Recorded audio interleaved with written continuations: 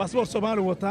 annaga markaan casmaro joogna ninkii aad noo soo dhaweeyey buu ahaa in dawladda maanta aan ku naaloonayna alxamdulilah rabbil caalamiin qayb buu ka soo qaatay ka bixintii beriga halka Itoobiya laga bixinayo ciidamada ay joogeen door shariif uu ka qaatay runtii mid la iloobi kara ma aha asagii ragga la socday runtii Yamaani kulli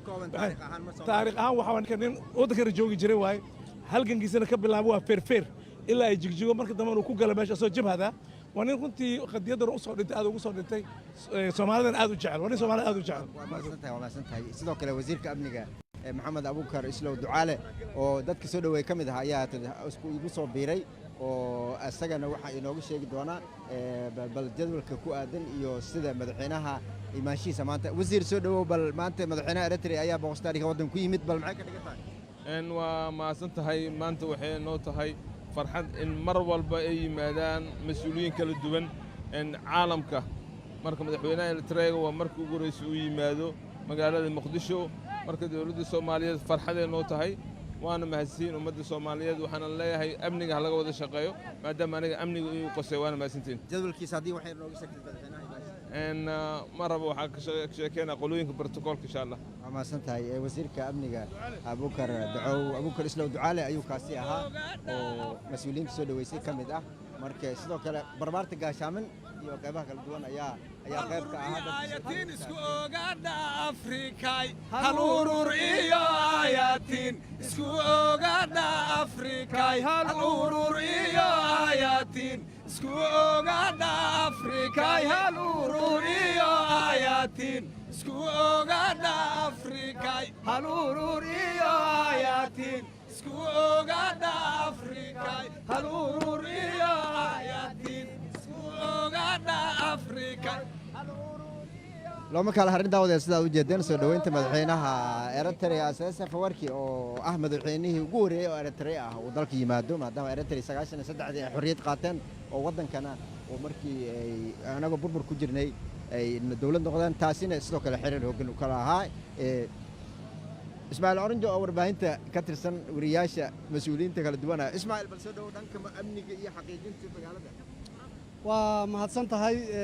cali cabdiraxmaan aadan waxaan hadda daqiiqada ka hor soo galay garoonka aniga oo markaa la socday gawaari sameecada lagu xiray isla markaana loogu talagalay in lagu socodsiiyo ama ay maraan wadooyinka magaalada Muqdisho si dadweynaha loo muujiyo dareenkooda iyo farxadda isbedelada iyo horumarka waddanka uu ku talaabsanayo waxaa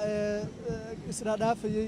basas iyo gawaari ciidanka xoogga dalka oo lagu xiray sameecado kuwaas oo dhex marayay dadweynaha magaalada Muqdisho waxay dadka u sheegayeen heeso guubaabo iyo farxad gelin waxaa ka daarnaa heeso muujinaya soo dhaweynta madaxda wadamada Itoobiya iyo Eritrea ee maanta soo gaaray magaalada Muqdisho hobalada qaranka ee Waaberi ayaa heesaasi ku luuqeynayay dhinaca kale dhanka warbaahinta oo kale sida u tabisay boqoshadan iyo dabcan ilaa xalay inkastoo aanay officially ahayn oo si rasmi aan loo shaacinin haddana waxa ay maalmahan ay hadal haysay warbaahintu in talaabo kale oo horumar ah ay Soomaaliya qaaday isla markaana madax wadamada Afrika ka socota ay halkan shir ku yeelanayaan marka wax badan oo isbedel ay warbaahintu muujinaysa oo ku aadan imaanshiyaha madaxda wadamada Eritrea iyo Itoobiya waa maasantahay daawadayaalkaasi Ismaaciil Mukhtaar Cumar Oranjo oo wariyaasha warbaahinta dawladda ka mid ah isla markaana booqashadan dadka la socday oo wax ka qaban qaabiya ka mid aha ayaa inoo faahfaahinayay dhanka amniga magaalada sida loo sugay dadka sida ay u wacyigelinayeen soo dhaweynta sida ay dadka guud ahaan bulshada Soomaaliyeed uga qayb qaadan waxa xusid mudan daawadayaal in Eritrea burburkii dalka markuu ka dhacay kadib dadka Soomaaliyeed ee dalkaasi tagay ay ahaayeen dad aad ugu sharfan oo aan sida waddanka joogan sidoo kale waxa haatan igu soo biiray agaasimaha qaybta warfaafinta Cabdinuur Maxamed Axmed Cabdinuur soo dhawo bal baashaha madaxweynaha dalka Eritrea iyo Soomaaliya waa maasan tahay runtii waxaan aad ugu faraxsanahay inaan maanta ku soo dhaweyno madaxweynaha Eritrea Isaias Afwerki garoonka Aadan Cabdulle International iyo guud ahaan Soomaaliya madaxweynaha dalkan saaxiibkan Eritrea waxa booqasho rasmi uga bilaabatay maanta iyo berri muddo 2 maalmood ayuu joogi doonaa runtii shacabka Eritrea guud ahaan iyo madaxweynahooda gaar ahaan runtii xamaasad iyo xiise iyo walaaltinimo kalgacayl ay u qabaan bulshada Soomaaliyeed waxaanan taa garawsannay markii uu booqasho rasmi ah madaxweynaha ku tegay bishii August kadibna horraantii bishii September aan ku tagnay shirkii saddex geesoodka ahaa ee Soomaaliya Ethiopia iyo Eritrea marka kalgacaylka iyo walaaltinimada iyo wanaagga iyo abaalkii aan u galnay markii ay waxaan rabaa dagaalamayeen mid lamid ah jadwalka labada maalin uu joogi doono haddii wax noogu sheeg runtii jadwalka si faahfaahsan ugama hadli karo laakiin waxaan kuu sheegayaa in wadahadallo ay yeelan doonaan labada madaxweyne wadahadalladaasoo daba socda wadahadalladii aan ku soo yeelannay Casmara bishii August oo ay labada madaxweyne joint statement ama warmurtiyeed wadajir ku soo saareen waxaan rajaynaynaa insha Allah si faahfaahsan inaan uga hadalno marka booqashada soo gabagabowdo intii ay socotana marba marka ka dambaysa insha Allah waxaan bulshada la wadaagi doonaa waxyaabaha laga wada hadlo iyo meesha wax marayaan insha Allah aad u maasan tahay agaasimaha warfaafinta madaxweynaha Soomaaliya Cabdiraxmaan Maxamed Axmed ayuu kaasi ahaa oo madaxweynaha Eritrea imaanshiisa inoogu faalonayay laba maalin inuu joogi doono isla markaana la socon doono waxyaabaha ku soo kordha booqashadaasi Faysal cali waa mahadsan tahay runtii waa aragtay madaxweynihii waa yimid si fiican loo soo dhaweeyay dabcan welina soo dhaweynta socota soo dhaweynta oo qaybo kala duwan ay leedahay way sii socon doontaa halka loogu talagalay martidan in la dujiyo markii la geeyana dabcan waxaa jiri doona kulamo iyo waxaa jiri doona soo dhaweyno kale oo dad badan oo Soomaaliyeed iyo madaxda qaranka oo madaxweynuhu hogaaminayo ay ka qayb gali doonaan dhinaca warbaahinta runtii si fiican ayay coverage-ka uga qayb qaadanayaan TV-ga qaranka Soomaaliya iyo telefishinka dalka Eritrea labadaba live si isku mid ah uga tabinayaan iyo dabcan TV kale oo Soomaaliyeed waxaa aad iyo aad u muuqatay in si fiican loogu diyaar garoobay soo dhaweynta ilaa hadda airport sidii ay ku qabsoontayna ama garoonka sidii loogu talagalay ayay ku socotaa arjeenayna inay ku dhamaato iyadoo la rajeynayo in wadahadallada dhinaca kale dhinaca siyaasadda marka laga fiiriyo in wadahadallo ay dhici doonaan wadahadalladaasna la rajeynayo in xiriirka la cusub ee labada dal hadda ay samaysteen in wax badan ay ku sii kordhin doonto maadaama kuwii hore ay ka dhaceen meel ka baxsan Soomaaliya kan gudaha dalka uu ka dhacayo waxaa la rajeynayaa in wax badan iyo fahamka laga qabo dabcan xiriirka ay samaysteen wadamadan sida Ethiopia Soomaaliya Eritrea in dadka ay aad u fahmaan maadaama wadahadalkan uu ka dhacayo gudaha dalka aad u maasan tahay daawadayaal booqashadii soo dhaweynta madaxweynaha inta ayay ku soo ilaatay daawadayaasha ama dadka la socda warbaahinta dawladda ee TV Radio Muqdisho iyo qaybaha kala duwan ee online-ka adinka ayaa noqon doona kuwa ugu hormaqla waxyaabaha ugu muhiimsan ama ka soo qorra booqashada madaxweynaha dalka Eritrea Isaias Afwerki oo maanta uu wadanka ku yimid